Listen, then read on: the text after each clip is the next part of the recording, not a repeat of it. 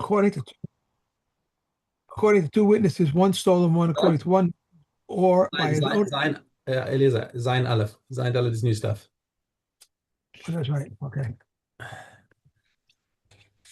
Zion Aleph. The rule of twofold payments is more conclusive than the rule of fourfold and fivefold payments, for the rule of twofold payments applies both to living things and to inanimate object things, whereas the rule of fourfold and fivefold payments applies exclusively with regard to an ox or a lamb, as it is said, if a man steals an ox or a lamb and slaughters it or sells it, one who steals after a thief does not pay the money of twofold payment, although the one who slaughters or sells after a third thief paid for the fourth after a thief paid for the fourfold and fivefold payment. According to two witnesses, a person stole, and according to them or according to two others, he slaughtered or sold, and he pays the fourfold or fivefold payment. If one stole and sold on the Sabbath, sold and sold for idolatry, sold and slaughtered on the Yom Kippur, stole from his father, slaughtered, and he pays the fourfold or fivefold payment. Reb Shimon exempts him in these two instances. If according to two witnesses a person stole, and according to them he slaughtered or sold, and they're found to be false witnesses, they pay him full. If according to two witnesses he sold, and according to two others he slaughtered and sold, and both of them were found to be false witnesses, the first ones pay the twofold payment, and the second pay the threefold payment. If the second ones were found to be false witnesses, he pays the twofold payment, and they pay the threefold payment. If one of the second ones is found to be false, the second testimony is void. If one of the first ones is found to be false, the entire testimony is void. Or if there is no theft, there is no slaughter and no sale. Okay. Okay. Ganav al pi shnayim b'tavach u'machar al pi eid echad. So there were two witnesses that the guy stole the animal, but only one witness that he shechted or sold it. Or al pi atmo, or even if he confessed to it, mishalem tashlumei kefel ve'enu mishalem tashlumei arba v'chamisha. So he would pay for whatever the witnesses testified against him, because that's so that's the kefel. But even if he confesses it to it himself, we have a klal that when you confess to something that's damages, that's where you're paying for the actual value of what you did. Like, yeah, I broke your window. Okay, you confess, you have to pay for the window. But when it comes to a knas, something that is not commensurate with the damage that you did, that's extra, or that is not in of the same, it's not on the same axis. It's not proportional. Let's say it's disproportionate. So that's called a knas. And if a person confesses to it, we have a principle that modeh b'knas is patur. Okay. Ganav v'tavach b'Shabbos. What happens if he stole on Shabbos and he shechted it on Shabbos, and there are witnesses who saw it? Okay, what's going to happen? Well, Geneva is not he's not violating Shabbos, not Doraisa, so he wouldn't get executed for stealing. But the shchita is that's a malacha Doraisa. He's chayav misa for that. So all that's going to happen over there, and this is going to be, the Mishnah often does a laundry list of different things that have the same halacha. So all of the things in this list are going to be, he's chayav kefil, but he's patur from the arba v'chamisha. Okay. Ganav v'tavach le'avodah zarah. Same thing. If he stole and shechted for avodah zarah, that's avodah zarah. He'd be chayav misa for it. Ganav mishal aviv umeis aviv. Now, different case. He stole from his father, and then his father died. V'achakach tavach u'machar. So when he stole, it was 100% his father's, so he's going to have to repay to the estate. Then his father died, which makes him a yoresh. So he has a chelek in that animal with his brothers, which means that when he did a shchita, it was partially his animal, and that means that the whole din of arba v'chamisha is off. Ganav v'hikdish, he stole it and then he sanctified it. V'achakach tavach u'machar, and afterwards he shechted it or sold it. Okay. Now this is an interesting one, because in order to be chayav for wait, no, that's not, sorry, I'm thinking of something else. Okay, so he was makdish it, it's not his animal, and now he shechts it. Since it's a hekdesh animal, he's going to be pater on that side. Mishalem tashlim careful, enu mishalem tashlim arba v'chamisha. Okay, that's what we said. In all these cases, he pays for the double, but not the 4 or 5. Rabbi Shimon Omer kod shimshe chayav b'achrayusan mishalem tashlome arba v'chamisha. Now, what happens if the victim of the theft was makdish that he if he stole the kodshim and it was something the person had already designated an animal as his korban. Okay, the original owner.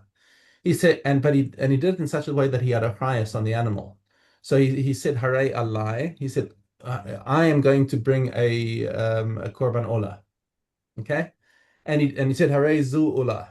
Right. So now he's personally liable for this animal. So if it dies or is lost, he's going to have to bring a new one.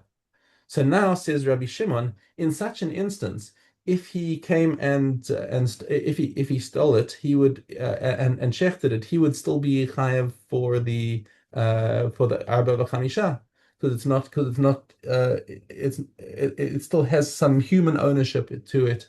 In this case, it's not all temple ownership because he has the responsibility on it. So it's a subtle point that Rabbi Shimon is bringing here.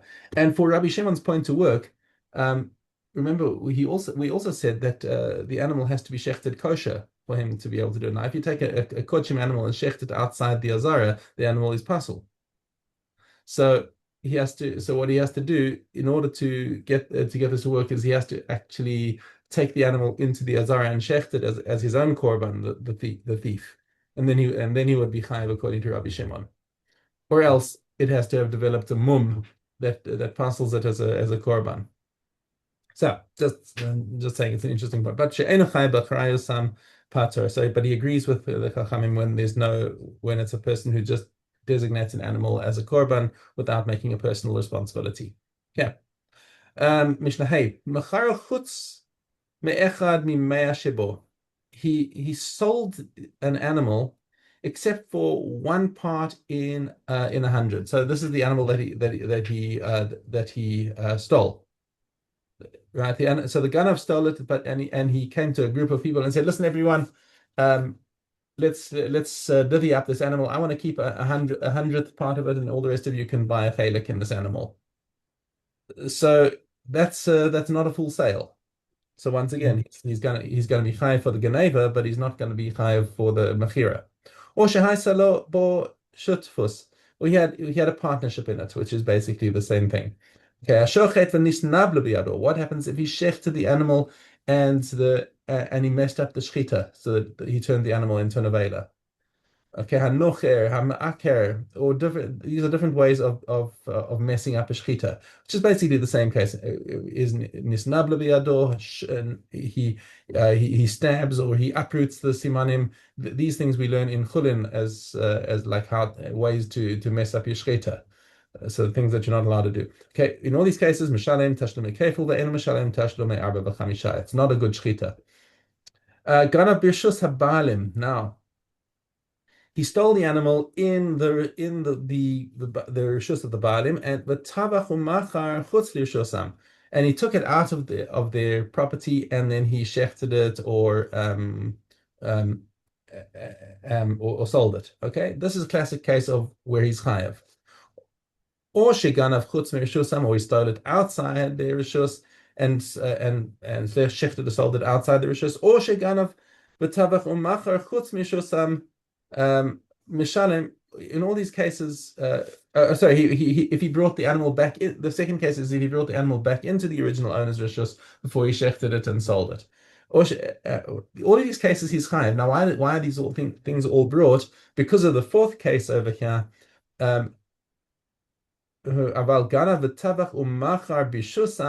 If he was inside their property and he took the animal and he pulled it along with him into a hidden corner, but still on their property, and then he shechted it or he sold it, he's not chayav at all. Why? Because he never shechted it. I mean, he never took possession of the animal, right? This is an important point in the mechanism of Mashiach. When you take possession of something by Mashiach, by taking the animal and leading it Dalet Amas, it has to be at least in neutral territory, in Rishus Harabim, or in your own Rishus. It can't be in the original owner's Rishus. That's just one of the things about the mechanism of Mashiach is that it has to be done in neutral property. So what's happened is that this Ganav never actually stole the animal. So he's chayav for damages because he killed the animal. So if he's caught, he's going to have to pay that as damages, but not because of but because of nezek, not because of Geneva. Okay, now we'll see that a little bit more clearly in the next Mishnah. Mishna Vav. Hayam moshcho v'yotze. So now he's busy. He's in the process of stealing the animal, and he takes it out, and he's leading it out. Umeis b'shus habalim, but the animal died before he could take it out of the property. Pater. Yeah, this is only if the animal died of its own accord, not because he did damage to it. If he did damage to it again, he's chayav mishum nezek, but not because of geneva. Okay. Kikbio, however, if it's a goat or a sheep, or he's a super strong guy and he picks up a cow, and he picks it up, as soon as he lifts it up, 10 tfachim. Right, 10 tfachim is no, it can't be 10 tfachim. Hagba is one tefach, I think, actually. Let's just check if it's written here. Yeah, okay, so let's just say he lifts it up. As soon as he lifts it up, it doesn't matter whose rishus it's in. Hagba is koner in any rishus. Okay. Okay. Or he took it out of the owner's property and it died. He is chayav for the geneva. Now, let's say he's deceptive, and he didn't tell the kohen that this animal is actually stolen.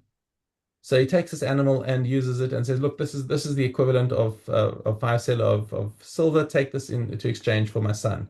Or lebal chovo, or he pays off his debt with this animal. The shomer chinam, or he uses it as payment for a shomer chinam shoel nosei sachar l'socher.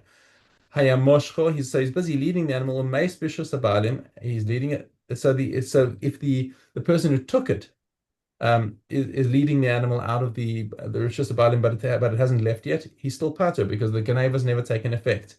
Higbio, however, if the kohen picked up the animal, or shehotzia me'rishus abalim, or he took it out of the original owner's property, and the animal dies, now the ganav is chayav. Because the coin is pater because he as far as he knows he's taking a legitimate animal. He doesn't suspect theft. If he had known that it was theft, then the coin is going to be the ganav, and he's going to be chayav. But as long as he's unaware that the animal is stolen property, it's the original ganav who's responsible for it.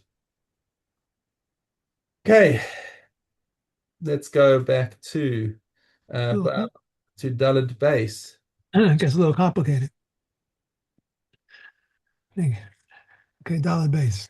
If a bull is a muad toward its kind, but not a muad toward those not of its kind, a muad toward man, but not a muad toward beast, or a muad toward small ones, but not a muad toward large ones, for those toward which is muad, its owner pays the full damages. For those toward which a muad is not, he pays half the damages. They said to Rabbi Huda, what if it was a muad for Shabbos and not a muad for weekdays? He said to them, for Sabbath he pays the full damages, for weekdays he pays half the damages. When does it become a tam? When it refrains for 3 Sabbath days.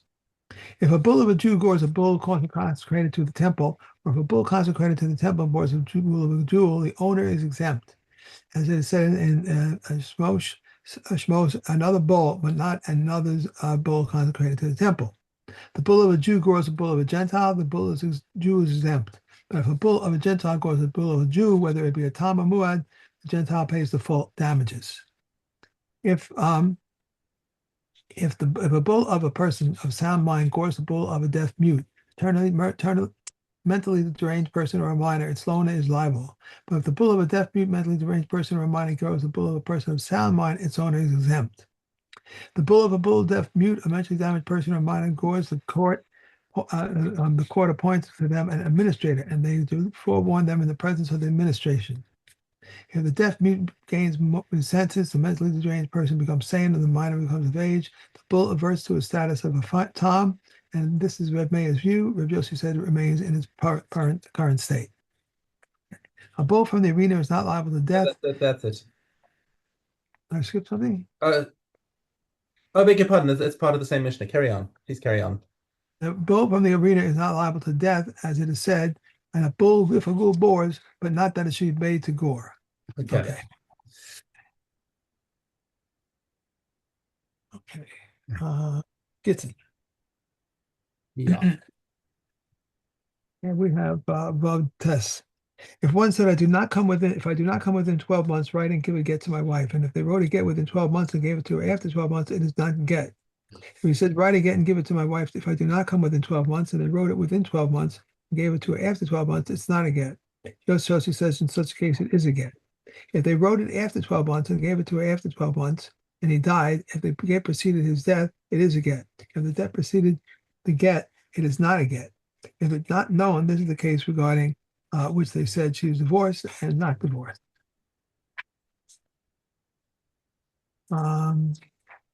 If one throws a get to his wife and she's inside her house or inside a courtyard, she is divorced. If he threw it to her inside his house or inside his courtyard, even if it is with her in a bed, she is not divorced. If he threw it into her lap or into a basket, she is divorced. If he said to her, take this note of indebtedness, or she found it behind him and she read it, but behold, it was her get, it is not a get until he says to her, this is your get.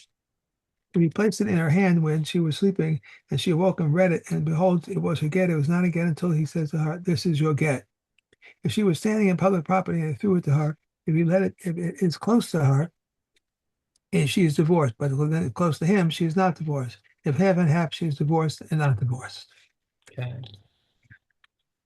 Nadarim.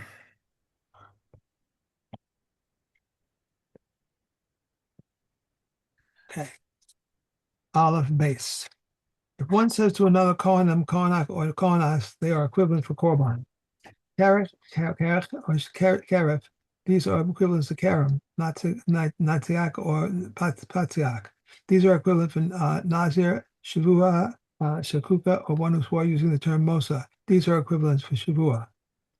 One who says, not kulin, I shall not eat from you unfit or not permissible, ritually poor or ritually contaminated, leftover sacrificial meat or pickle. These declarations are binding like a lamb, like the enclosures, like the logs, like the fires, like the altar, like the sanctuary, and like Jerusalem, where it is vowed, he made a reference to anyone the accessory of the altar, even though he did not mention Korban, he had vowed with reference to an offering. So Yehuda says, one who stays Jerusalem has not said anything. One who says offering, burnt offering, meal offering, sin offering, thanksgiving offering, or peace offering, that which is I eat of yours is binding, Yehuda permits it. For korban, for which I eat of yours, it is binding. The korban I shall not eat of yours. Reb Meir prohibits it. One who says to another, your corn on my mouth from talking to you, and my hand from working with you, or my feet from walking with you, it is binding. Okay. All right. That's it. That's it. It's Arabic. Yeah. Arabic Chesvav. If a cistern is between two courtyards, we may not draw water from it on Sabbath unless they made a partition all for it 10 tefachim high, whether above or below or within its walls. Rabbi Shimon ben Gamliel says Bet Shammai says below, but Bet Hillel says above. Rabbi Yehuda and said a partition should not be more effective than the wall that is between them. If a canal passes through a courtyard, we may not draw water from it on Sabbath unless they made a partition 10 tefachim high at the intake and at the outset. The Yehuda says the wall over it is covered a petition. Rabbi Yehuda, it happened that there was a canal in Avo from which they drew water, and on the Sabbath upon the ruling of the sages. They answered him because it did not have the minimal dimensions.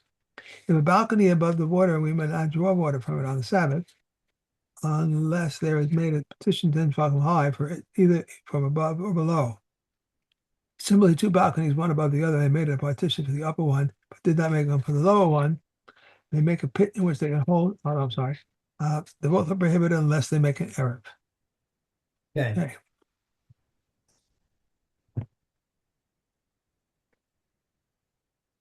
Okay. Neither. Okay. Base hay. Sages compose a metaphor regarding a woman, the room, the vestibule, and the attic. Blood of the room is tame. If blood was found in the vestibule, it's doubt. If some is some instances, it presumes to have come from the uterus. A woman has five tame shades of blood: red, black, black, a shade similar to the subradiance of crocus, a shade similar to earth waters, and a shade similar to diluted water. Peshami said also a shade similar to fenugreek waters and similar to the juices of roasted meat, while Basila declares these shades of tahoe. The color yellow, Akiva Menahal declares that tame, while the sages declare it tahoe. Meir said even if the yellow blood does not convey tuma as a blood theme, it conveys tuma as a liquid. Rajosi says it conveys tuma either in this manner or in that manner. Whether what shade is red, similar to the blood of a wound, which shade is black, similar to the carrots, which deeper than this is tame, weaker than this is tahor. What shade is like the radiance of crocus, similar to the most brilliant part of it? Which shade is like the card earth waters that produce from oneself? Produce from takes to produce one takes soil from the valley of Base Karam and floats water upon it, which shade is like diluted water wine, 2 parts water and 1 part wine of Sharon water wine. Okay. Okay. And Bechoros.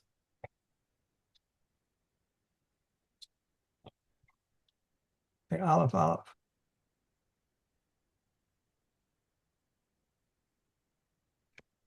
The donkeys of Kohanim and Levium are exempt because of a Kalchokahoma. They exempted the Via Shalim into the desert. It is only proper they should exempt them. Wait. Sorry, I skipped a page. Yeah. One who buys the fetus of a donkey belonging to a non-Jew or sells one to him, even though it is not permissible, or he enters into a partnership with him, or receives a donkey from him to hold, or gives one to him to hold, is exempt from the Bachol laws, and as is stated in Israel, but not in others. If the donkeys of Kohanim and Levium are exempt from the Kal Vachomer, if they're exempted in the Yerushalayim by the desert, it is only proper that they should exempt their own. If a cowboy bought something resembling a donkey, or if a donkey bought something resembling a horse, it is exempt from Bachol laws, as is stated, the firstborn of a donkey twice, until the bearer is a donkey and the offspring a donkey. What is the status quo regarding to eating? A kosher animal here has something an unkosher animal is permissible for eating, but if an unkosher animal bought something resembling a kosher animal, it's forbidden for eating. For whatever comes out of something unkosher is called unkosher, and whatever comes out of something kosher is kosher. If an unkosher fish swallowed a kosher fish, the kosher fish is permissible for eating, but if a kosher one swallowed an unkosher fish, he is prohibited from eating because it's not his growth. If a donkey had not yet given birth with 2 males, and he must give 1 lamb for a Kohen. If it bore a male and a female, he must set aside 1 valid lamb for himself. And if 2 donkeys which had not yet given birth bore 2 donkeys, he must give 2 lambs as a Kohen. Or if they bore a male and a female, or 2 males and a female, he must give them 1 lamb to a Kohen, and if 2 males and a white whale, if 2 females and a male, or 2 males and a female, there is nothing here for a Kohen. Okay. Okay. All right. Wow. Well Finished. done. Okay. All right. Have a good day. Today's